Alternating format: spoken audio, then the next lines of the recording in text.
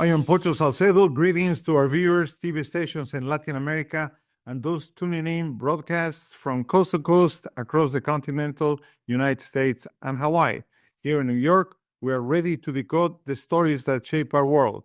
This is not just the news, this is the DNA of the news.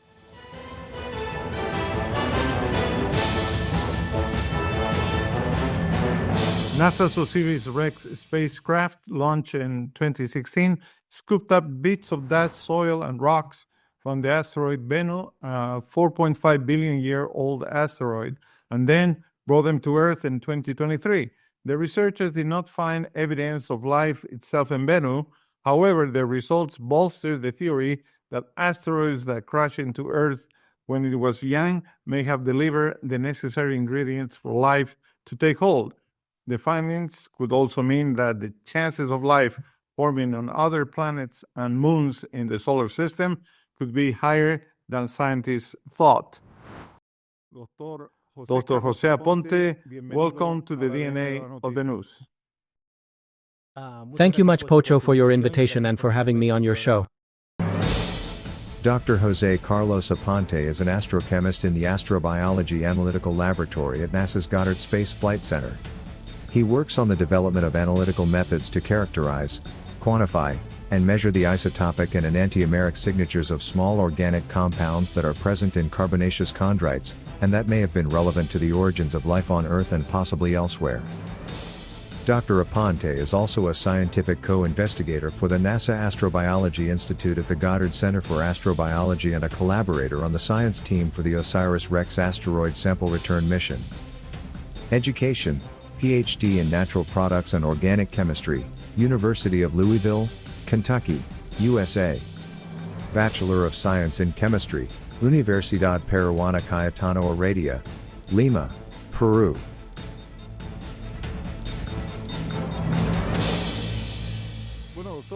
Well, Dr. Aponte, let's start by recapping. On September 24, 2023, NASA's OSIRIS-REx spacecraft became the first American mission to deliver an asteroid sample to Earth, weighing approximately 121 grams or so. What was the primary objective of NASA's OSIRIS-REx mission, and why was the asteroid Bennu chosen as the primary target? Yes, in September 2023, the OSIRIS-REx mission brought back to Earth 126 grams of material from the asteroid Bennu. The asteroid Bennu was chosen from millions of asteroids in our solar system for two main reasons. The first is that Bennu is in a close orbit to Earth, which allows us to go to and from the asteroid in a reasonable time. And also, because of that close orbit to Earth, it has a small chance, a slight probability of impacting Earth in the next 200 years. So, going to that asteroid and studying its orbit would allow us to understand how orbits change and how that impact could be prevented or could happen. The second, the reason we chose Bennu is that it is an asteroid that had been studied quite a bit, and its dynamics, orbit, and chemical composition were fairly well known. So we knew it was a type of asteroid that contains a lot of carbon. These asteroids are called Type C and are carbonaceous. And that means they contain a lot of organic material. And this organic material is thought to have been brought to Earth when there was still no life on our planet. And that this organic material, along with the water that this asteroid contains, practically seeded brought the necessary ingredients for the emergence of life on our planet. Well, thank you very much. After studying the asteroid more thoroughly, as you indicated, the spacecraft began its cruise back to Earth with a sample. What can you tell us about the release capsule and what happened to the spacecraft after the probe reached Earth? Yes. Well, the capsule that contained the material from Bennu was dropped in such a way that it landed in the Utah desert in the United States. And the capsule is made of a material that prevents the heating of the sample inside. It has a mechanism by which filters the air that could enter the capsule, keeping it not only at a suitable temperature but also free of impurities. The spacecraft that dropped the capsule in the desert and continued its journey in outer space towards another asteroid called Apophis. This mission went from being called OSIRIS-REx to being called OSIRIS-APEX because of Apophis. At this moment, OSIRIS-APEX is on its way to the asteroid Apophis, and it's going to study it as well. Perfect. Thank you so much. We'll talk a little bit more about that decision to study another asteroid. But speaking in the area that you were focused on, the initial analysis revealed that the carbon-rich dust and organic compounds of Bennu are essential for life. How important is finding these building blocks of life in Bennu's samples compared to previous studies of asteroids? There are two ways I could respond to this. The first is in a more global way, which indicates that the presence of important organic compounds for life found in asteroids means that molecules like those tonobotels can form without the need for there to be life, right? Because the asteroid does not contain life. So that indicates to us that amino acids, for example, the molecules that are vital for living beings, are present in our solar system beyond Earth. And as the physical properties of atoms and molecules are practically universal, we expect that the same molecules are present not only throughout our solar system, but also in other solar systems, in others beyond our galaxy and maybe in the universe. And if the same molecules can form abiotically without the presence of life, it means that there could be life somewhere else besides our solar system, besides Earth. The second way I can answer this question is to imagine the Earth as a hot rock where organic compounds for life could not survive, because the Earth, when it finished forming, was continuously bombarded by asteroids and comets, and it was an extremely hostile place, because it was a fire rock where life could not exist, and organic materials would decompose in such a way that they could not sustain life. However, we know that asteroids and comets hit the Earth since we see craters on the Moon, for example, right? And in many places in our solar system. So these craters must have been formed by impacts from asteroids like Venus. And those asteroids must have impacted the early Earth as well. And so this tells us that when the Earth was already cooling down and it was beginning to become an uninhabitable place, but not necessarily habitable, but one that was fertile for it to be filled with organic material. These asteroids may have brought those organic materials that could eventually have evolved in a chemical way to develop life. Thank you very much for the clarification and details. I want to go back to a little to this issue that you touched on at the beginning of this conversation, which seems to be extraordinary to me. About 20 minutes after the release of the capsule with the asteroid sample, the ship, as you indicated, OSIRIS-REx, turned on its engines and began a new mission, OSIRIS-APEX. And it will reach the asteroid Apophis in 2029. So it still has some time to travel. And how will the transition from OSIRIS-REx to OSIRIS-APEX expand our understanding of near-Earth objects? Very little is known about close analysis of asteroids. There have been few asteroids and places in our solar system that we have closely evaluated. Bennu became the most studied and well-mapped object in the solar system up to this point. And beyond the moon and maybe our planet, very little is known about the surfaces, about the chemical characteristics of the surface of asteroids, comets, and, well, moons and planets. So, the OSIRIS-REx mission is going to provide vital information to understand how the orbits of certain asteroids that are dangerous to our planet, since they can impact it, can change over time.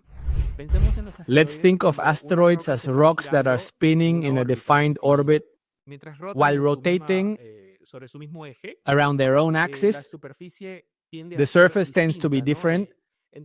So that force that it exerts, it's called the Yarkovsky effect, which tells us that there's a slight difference in how light impacts the various different surfaces of the asteroid, which can and therefore potentially cause significant effects. There is a small, tiny change of angle at which the asteroid orbits. And if we are talking about a small variation in angle over millions of kilometers, it can result in, at one point, let's think that maybe an asteroid could hit the Earth or it could not hit it, and that we can be safe from the impact. So these are the kinds of situations we need to know about, but we can only learn them if we're observing the asteroid up close to understand its surface. Well, thank you very much, Jose Carlos. We have reached the end of the first segment of the program. We will be back. There is much more to explore on a truly fascinating topic, and we will be back after this short break.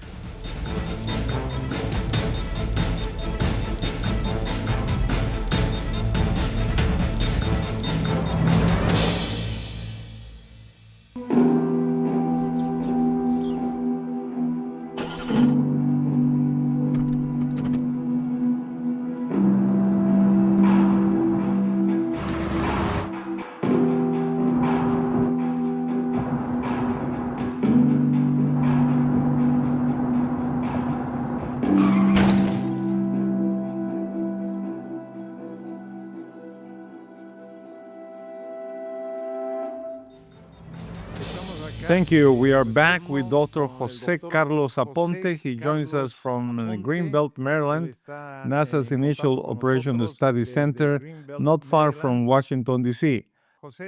Jose, we have the next question for you. We talk a little bit about the work of OSIRIS-REx and OSIRIS-APEX, but this has also been a general international effort.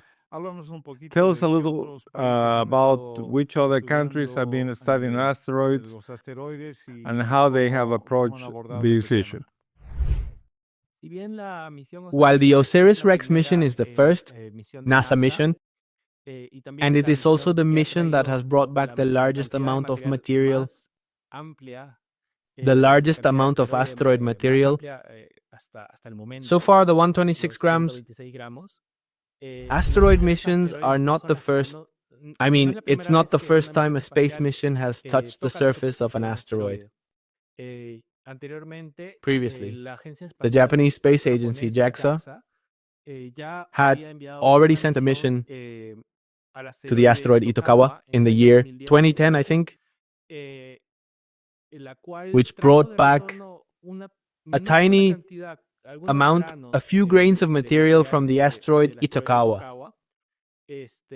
And then, in the year 2020, once again the space agency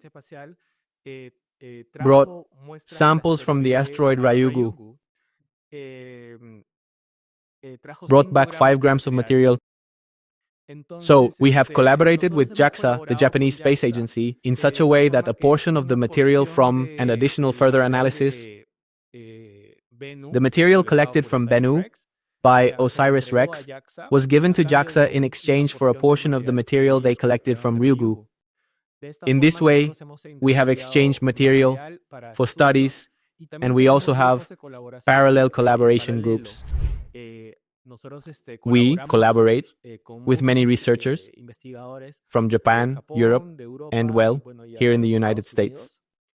And we have had the opportunity to research the organic compounds in 3 asteroids, now Itokawa, Ryugu, which are from the Japanese Space Agency, and Bennu, which is from NASA. Thank you very much.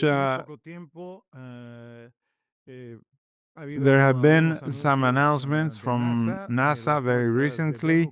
The Bennu samples, as you point out, have been studied for some time now, but there have been some important findings.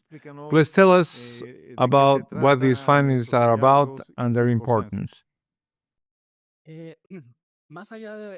Beyond having found crucial and significant organic components or material for the origins of life, one thing that surprised us a lot during the research on Bennu is the finding of large amounts of ammonia. This ammonia substance, which is commonly used to clean mirrors or glass, is in cleaners like Windex, for example, ammonia, right? This is a compound that is very important for generating other compounds like, for example, amino acids, which are important for making proteins. Ammonia is also needed to make nuclear bases, which are important for DNA. So, finding a large amount of ammonia is surprisingly important because in the meteorites we have studied on Earth, there isn't a large amount of ammonia. So we thought that ammonia wasn't present in meteorites or that it was present in small amounts. Now, it is also important because we have found that ammonia is present as a salt and an evaporated salt. And this means that there has been a certain amount of water that has evaporated. This simulates what happens in a lake that, for example, evaporates. When the lagoons, when they stop having water and dry up, they leave behind a whitish sediment, right? That same thing has been observed on Bennu. So, that indicates to us that at some point in its history, Bennu had a large amount of water. What's interesting is that in the orbit, right now, where Bennu is located, it's impossible for there to be water, whether frozen or liquid. So, the finding of these salts indicates that Bennu, at some point, was orbiting in the farthest part of the solar system. So, we can conclude that Bennu is a fragment of, let's say, a planetoid, that no longer exists, but which still orbits. It used to inhabit the farthest part of the solar system, where frozen water could exist. And what is called behind the snow line, instead of between Mars and Jupiter, there starts to be a kind of transition where water can be found in the form of ice. And it can only be found in that part of the solar system. So, the finding, ammonia is important for the synthesis of organic material and for uncovering the origins of the asteroid. Thanks to that, we can know that possibly Bennu's parent body formed in the outer region and then got destroyed. And then the fragments moved to the inner part of the solar system. What can you tell us about the discoveries and the early solar system?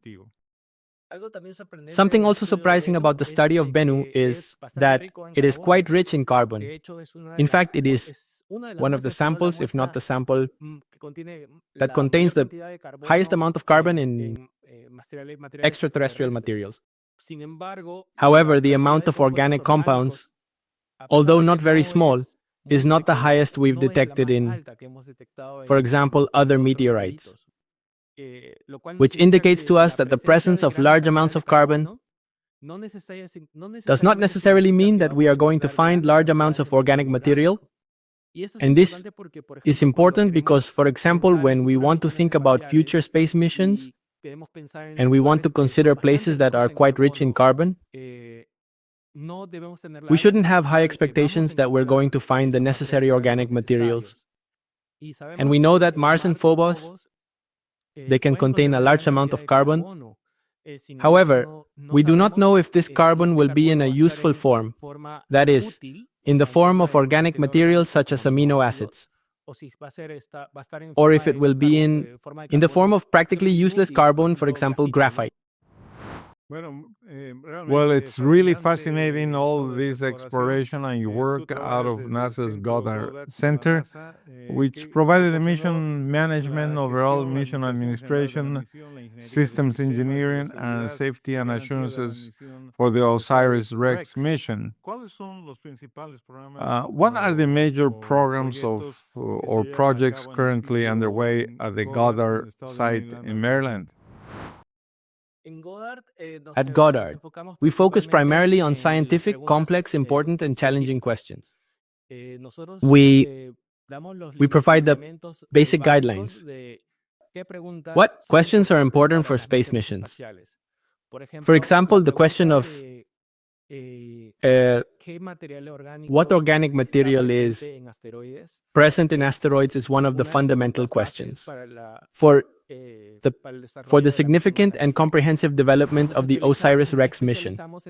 And we specialize in developing highly analytical techniques to investigate extraterrestrial material. And we also develop technology that can carry out those studies in situ. That is to say, we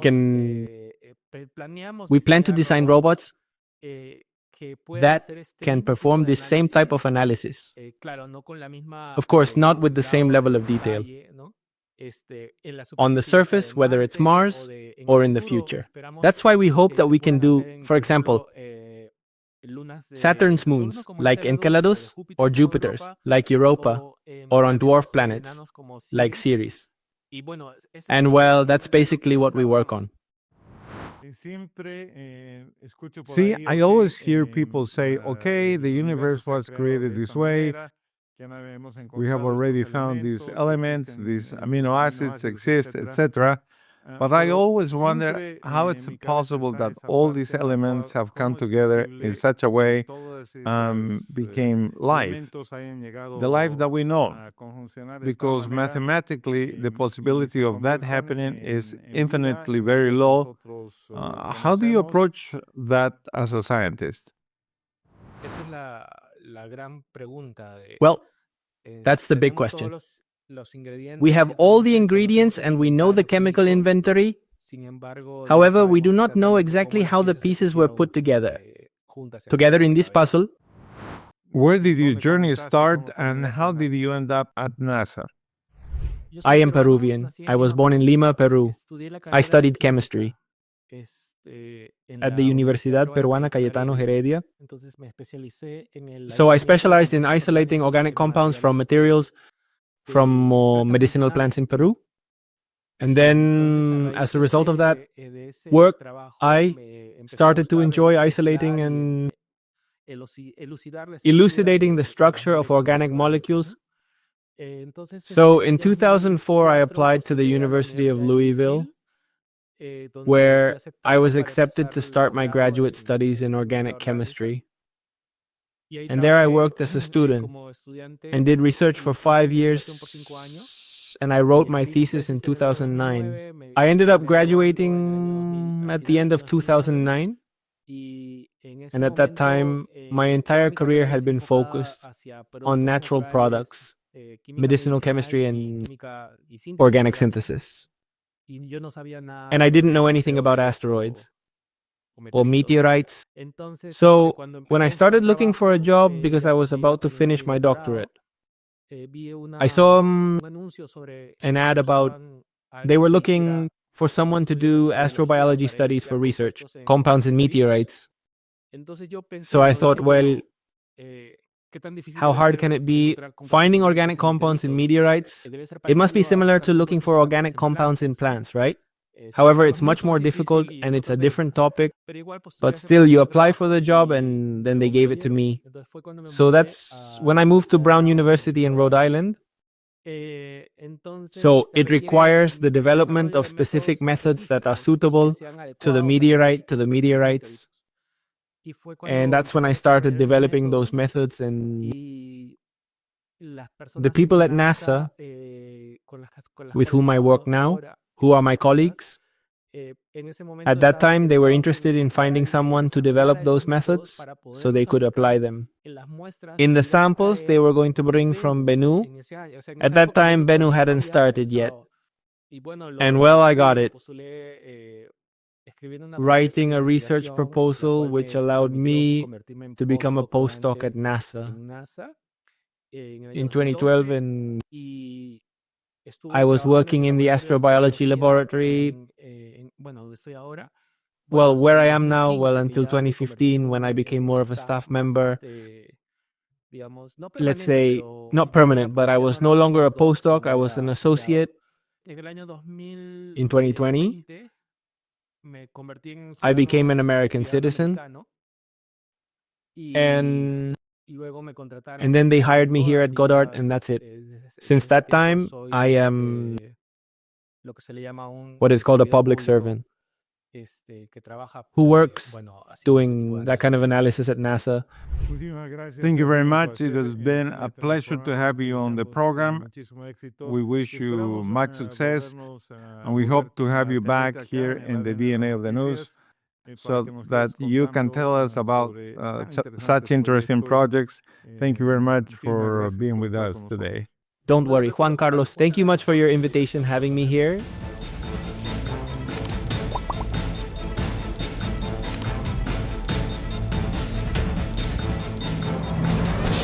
Thank you for joining us on this journey to understand what is at the core of the news. Stay curious, stay informed. Until next time, see you in our next edition.